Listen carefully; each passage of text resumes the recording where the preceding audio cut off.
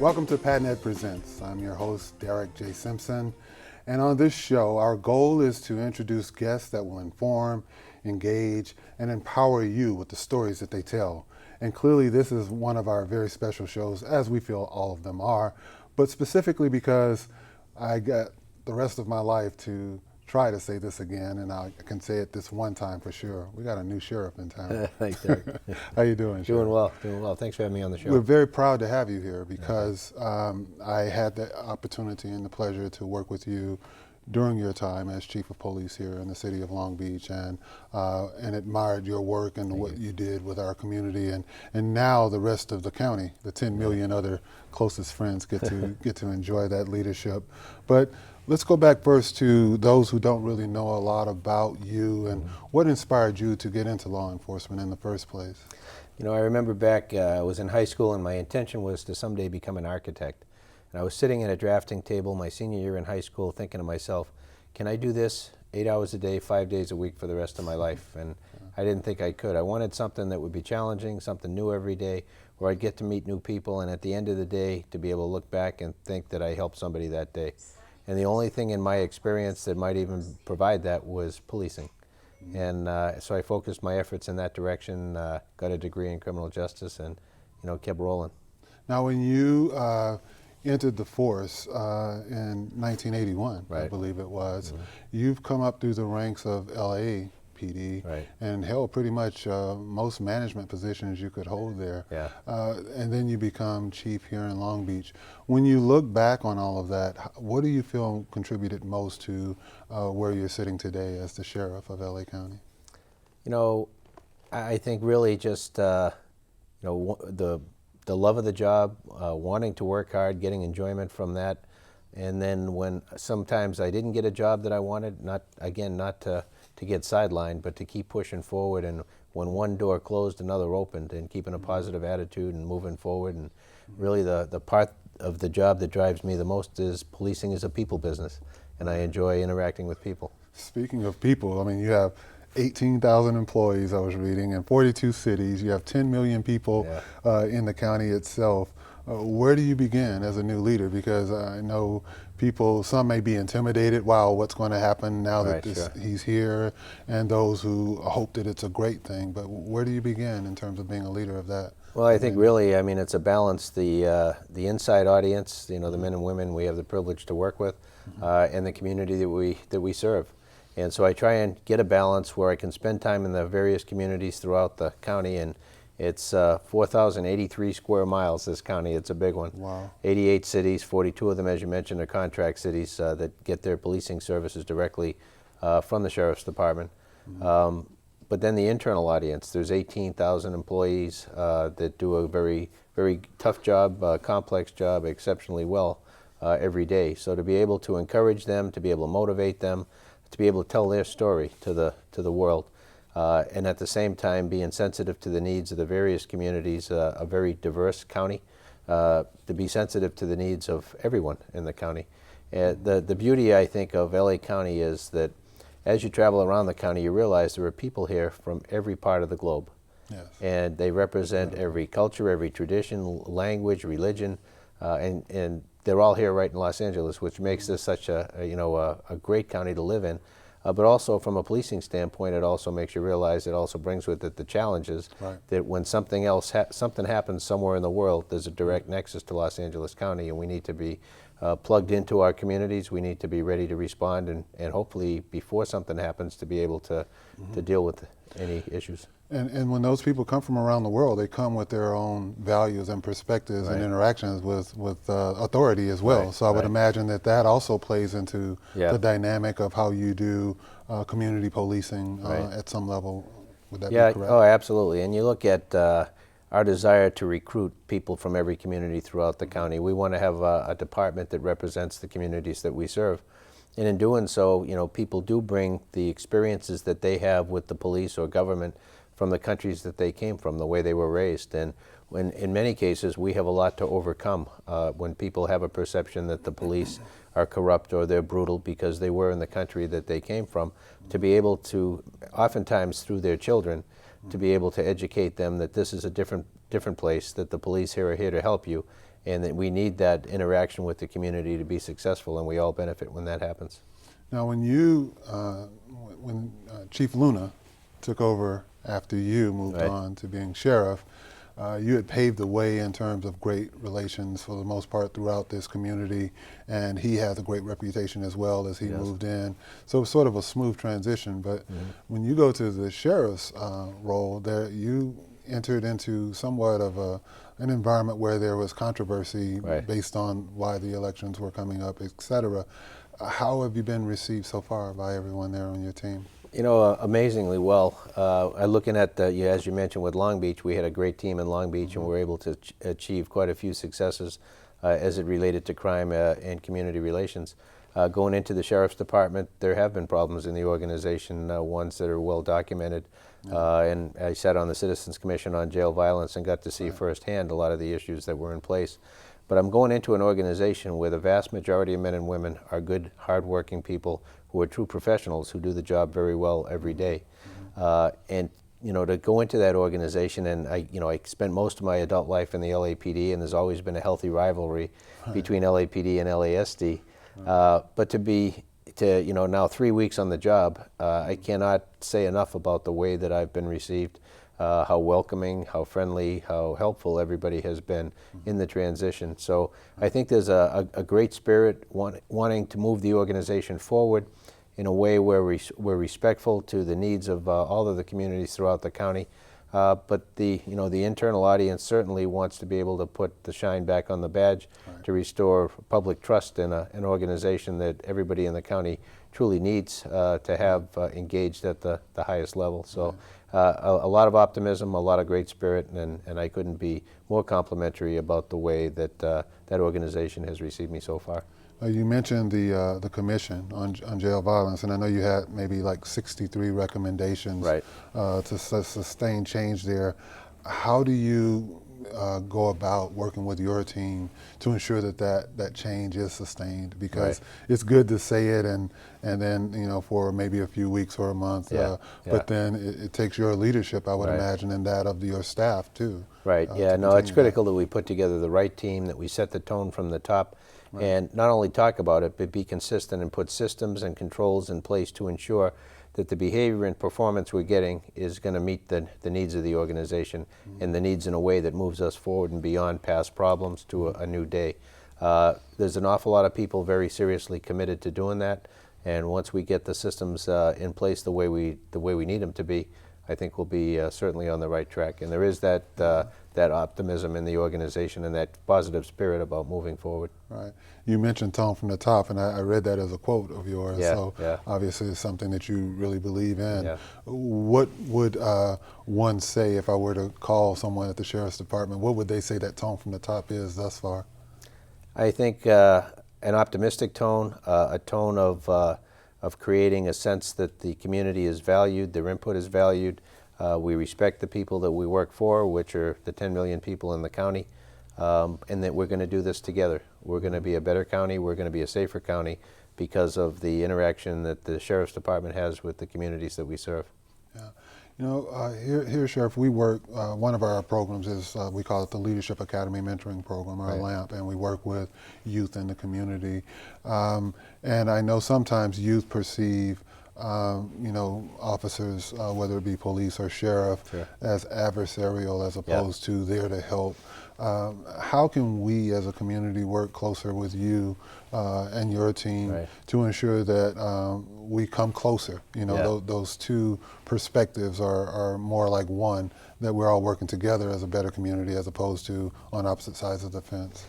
Well, I think there's an opportunity for greater education on both sides, from the Sheriff's Department, from the policing side of the house, to be constantly talking about the people that we serve, and that we meet people often at their worst hour of their life, and to keep that in mind, and to keep in mind that we're a service-oriented organization, and that we're there to help keep people safe and to make the environment better for everybody.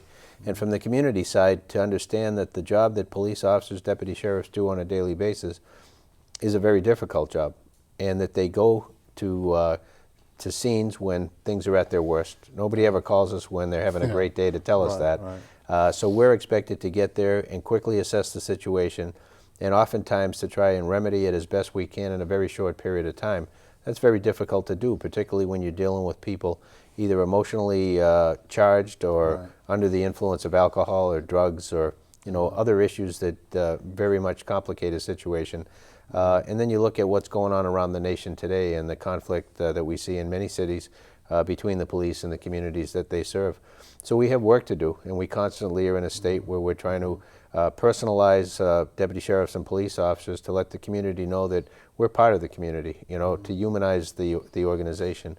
When you have an organization that's very busy, they're running from call to call, they don't often get the time to be able to spend those extra few minutes to be able to humanize themselves to the public, and they're running off to the next call because that's what we want them. We want them to be there quickly. Right. I think opportunities whenever we have it, and this week, we've had the opportunity with toy giveaways and those kind of things to be able to get those of us in uniform out to the community, particularly with the young people in the community, to be able to shake hands, to be able to say happy holidays, and to be able to put a human face on what normally they only see passing by in a speeding car or responding to a call, or in too many cases, unfortunately, taking a relative or a friend away in handcuffs. And that's hard to overcome that image in some people's minds, particularly when they see that at an early age. And that's an unfortunate part of the business, that's kind of what we're charged in society with doing. So we need to try and balance that as best we can, but we need the community's help to be able to do that and put things in perspective. And it's interesting that you say that. I guess we don't always think about that. It's not like we see the sheriff when we're having a birthday party or something that's positive. It is typically in an event that's traumatizing or for emotionally or otherwise. Right. And we do have to create, I would imagine, those opportunities, whether it be at the holiday season or otherwise. And I would hope that nonprofits such as ours that do have programs that interact with the community or other agencies that you work with could join you in those opportunities to engage the community. We are at the time that we have to take a break. Okay. It's going by so fast. But what I'd like to do is come back and talk more about your blueprint for how you see change occurring within the Sheriff's Department and how maybe we can work closer with you and your team. Thank you, Derek. So we're having a great conversation with our new sheriff, Jim McDonnell, for LA County. When we return, we'll join more in the conversation that we've had already and answering questions and hear a little bit more about his vision for the Los Angeles County Sheriff's Department.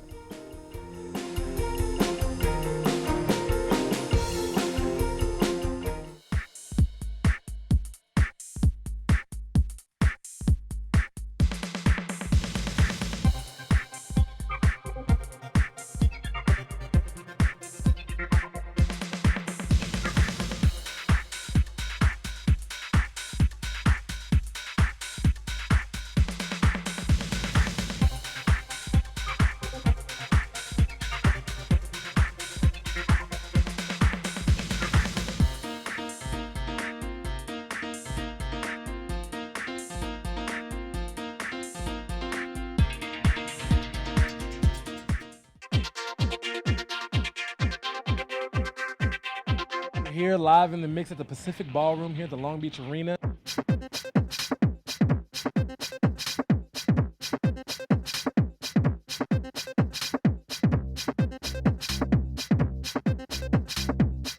I think it's one of the most spectacular things we've had in Long Beach for years and years and years and years. This space looks like you could do anything. I think it's already created a buzz and an action and excitement for the downtown area.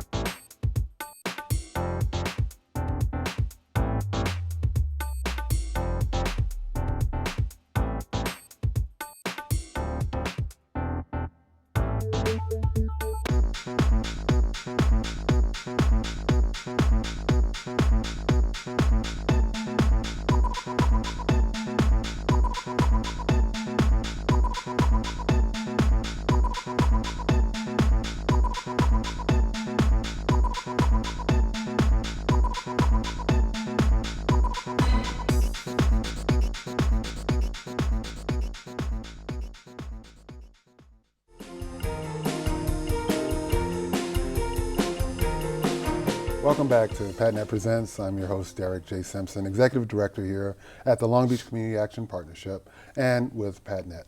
We are enjoying a conversation with our new sheriff Sheriff Jim McDonnell, was once our very own here Yeah. in Long Beach, and we hated to see you leave, but you. know that you're serving a greater good, and thanks, the rest Derek. of LA County gets to benefit from your leadership. Why do you think, when I was reading about you and all that you've done, you are very respected, not only at the city level and the county level and the state level, but nationally? What do you think are some of the elements that make you so outstanding in that leadership role? Well, I appreciate those comments, but you know what, I think just like so many others that do this job, you try and do it as well as you can. You try and be, aware that, like I mentioned before, that we are a people business and that we need to focus on those that we serve, those that we work with, and those that we get an opportunity to interact with on a daily basis. For me, I think that part has been what's driven me throughout the 30-plus years that I've been doing this job.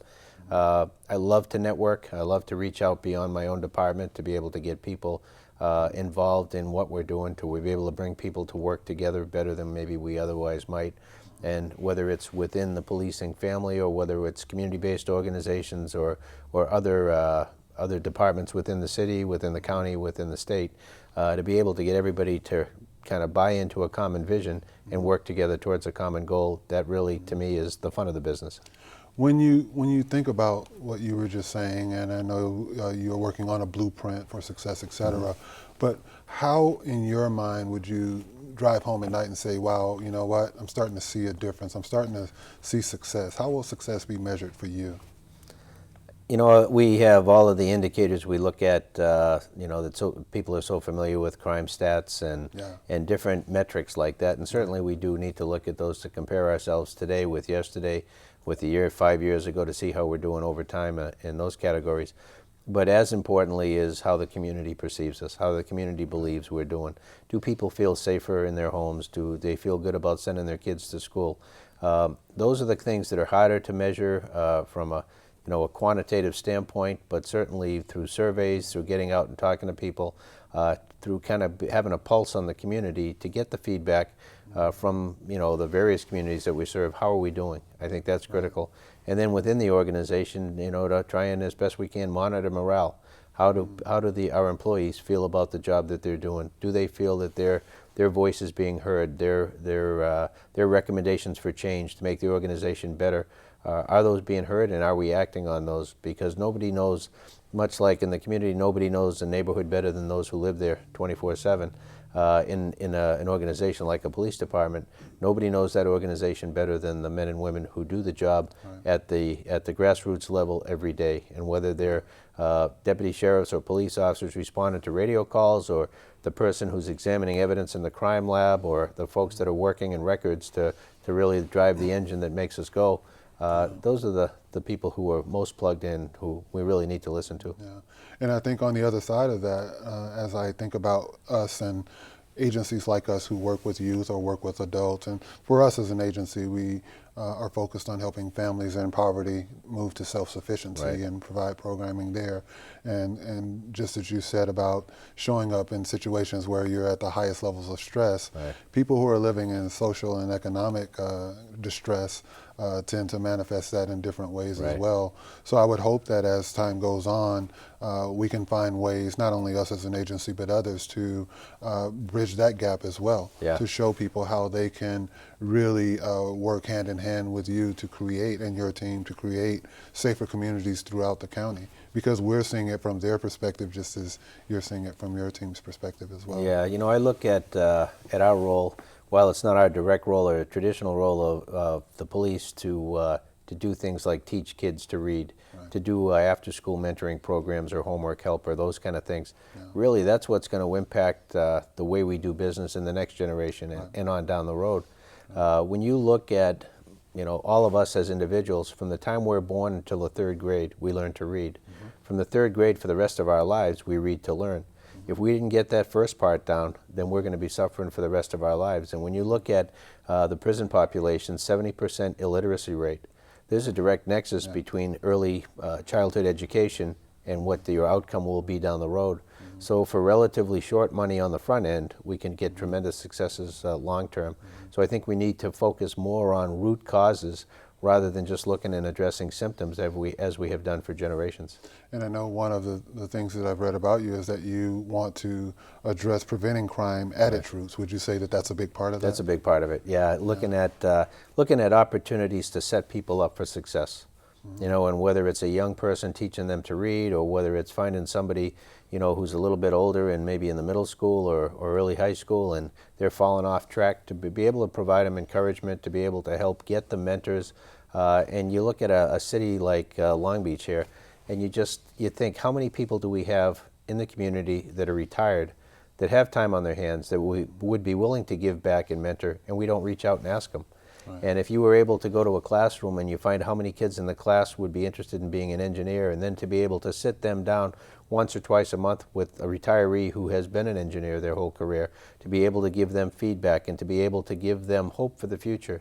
Because really what kids are looking for success is hope, is a vision for tomorrow, and a game plan on how to get there. And if we can provide that in whatever fashion, and oftentimes it doesn't cost a lot of money to provide that kind of information, we're setting a kid up on the path to success.